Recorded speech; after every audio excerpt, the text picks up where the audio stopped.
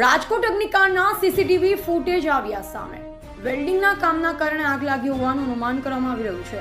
શરૂઆતમાં નાના તણખા થયા અને ખૂબ ઝડપી આગ પકડે તેવી ફોમની સીટો નીચે જ પડી હતી અને તણખા પડ્યા પછી ધુમાડો નીકળવાનો શરૂ થયો અને પછી લાગી ગઈ આગ। બે લોકોએ આગને બુઝાવવાનો પ્રયાસ પણ કર્યો। આગની જ્વાળાઓ જોતા તેઓ પણ ભાગી ગયા। આપ જોઈ રહ્યા છો સીસીટીવીમાં કેવી રીતે મોતના તણખાએ લગાવી છે આગ।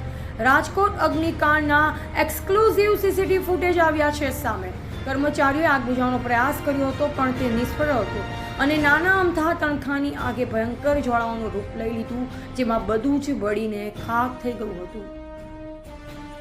બ્યુરો રિપોર્ટ હિમાંશુ વ્યાસ, ગુજરાત પ્રાઇમ ન્યૂઝ, રાજકોટ।